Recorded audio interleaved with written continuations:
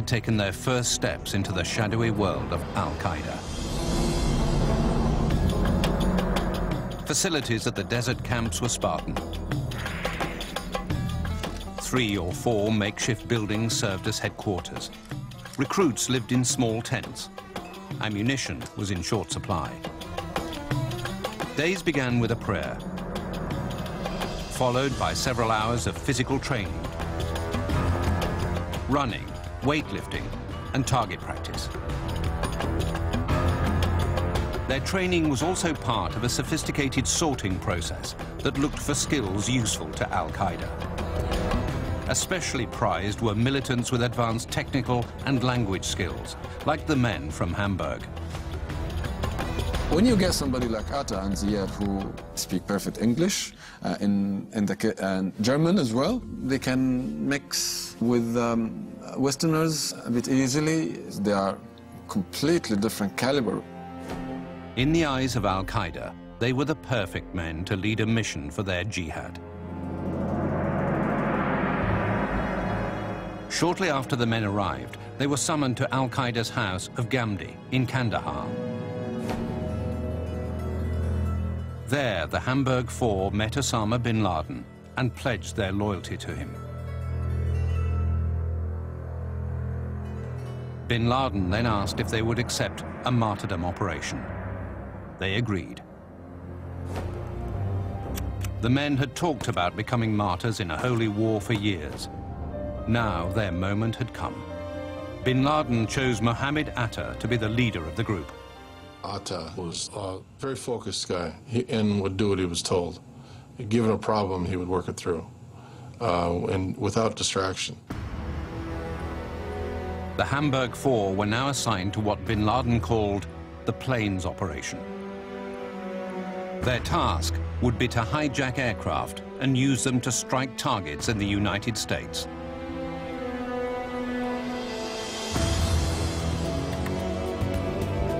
They were sent from Kandahar to meet a man named Khalid Sheikh Mohammed, who was to give them operational details. More specific training included how to use code words in conversation, how to interpret airline timetables, and make travel reservations. Finally, the men were instructed to return to Hamburg and apply to flight schools. The Four were no longer radicals looking for a fight, but a terrorist cell. Soon, they would head to the United States to carry out their mission. In late 1999, Mohammed Atta, Ramzi bin al-Shib, Marwan al-Shehi, and Ziad Jarrah, the core members of the Hamburg cell, pledged themselves to become martyrs in what they called the Plains Operation, an ambitious plot using commercial aircraft to strike landmark buildings in America. One by one, the men left an Al-Qaeda training camp and returned to Germany. On his trip, Ziad Jarrah barely escaped capture. Customs inspectors at Dubai airport became suspicious when they noticed that Jarrah had pasted a page of the Quran into his passport. When they searched his luggage, they discovered piles of radical Muslim propaganda. What he did next remains a mystery to terrorism experts worldwide. He talked freely about his future plans. He did tell the people in Dubai airport was that he was planning on going to America to learn how to fly. Officials in Dubai insist that they informed US authorities about the incident, but the CIA says that no such warning was ever received. After interrogating Jarrah for 4 hours, officials released him. In time, the men regrouped in Hamburg. Their visit to Osama bin Laden had not caused a single ripple within German intelligence. Then they were listed as Hamburg students, as normal students. But nobody knew, especially the German police did not know, that they were self-educating terrorists. As instructed by Al-Qaeda, they destroyed their passports to erase all record of their travels. They reported the documents lost and were promptly issued new passports. They shed their Muslim dress and rarely attended Al-Quds Mosque, hoping to disappear into the crowd. After months without contact, Ziad Jarrah suddenly appeared on his girlfriend Aisel's doorstep. He refused to tell her where he'd been, but was soon talking about taking flying lessons. Meanwhile, the Hamburg cell began researching flight schools in the United States. By early 2000, Atta, Jarrah, and al-Shehi had received their US visas without difficulty. They came from good families, they had no police record, and increasingly that's what Al-Qaeda is looking for in its operatives, is that they're clean. But Ramzi bin al-Shibh would never get the necessary visa to become the fourth pilot. He was rejected solely because he was seen as a likely economic migrant, not because he was suspected of being a terrorist. That March, Mohammed Atta emailed 31 different flight schools to inquire about their courses. Atta wrote, "We are a small group, 2 to 3 of young men from different Arab countries. We would like to start training for the career of airline professional pilots."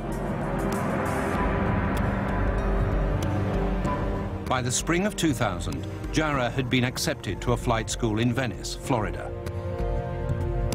This is Jarrah's contract with the Florida Flight Training Center. Atta and al-Shehi would apply to a different flight school in the Venice area. To avoid suspicion, the three men took separate flights to the US, and that summer, each one passed through Newark International Airport without incident. There's no crime, there's no police record, there's really no intelligence record against them. Bin al-Shibh stayed behind in Hamburg. His job would be to help funnel instructions and money from Al-Qaeda to the men in the US. Meanwhile, the members of the Hamburg cell arrived in Florida and tried to blend in with the locals in the sun-drenched coastal town of Venice. They wore khakis and polo shirts. They did most of their shopping at Walmart. They ate at Pizza Huts, and it's almost like typical American life. That summer, Atta and al-Shehi started their flying lessons at Huffman Aviation, where they caught the attention of their fellow students. The first time that I set eyes on them, what struck me was Muhammad Atta had a bearing about him which was very rigid, very steely eyes. There was never a flicker of emotion in his eyes, never. And al-Shehi seemed to be the one that was a little bit more relaxed, bumbling after him, if you like. According to other students, Atta and al-Shehi were rarely seen apart. Atta was usually giving orders, which al-Shehi dutifully obeyed. Their relationship even sparked a rumor that Atta was a prince and that al-Shehi was his servant. According to Anne Greaves, the two men received special attention from the instructors. And I do remember saying to my flight instructor one day, why is it that these guys, they seem to me to get preferential treatment? Who are they? What are they doing here? And the flight instructor replying to me that they were Arab royalty, that the man we now know as Muhammad Atta was a prince. I said, I don't believe they're royalty. No way. I said, for one thing, they don't have the manners. At night, the two often stopped by the Outlook pub for a drink. They drank, they left the bartenders nice tips, you know. I mean,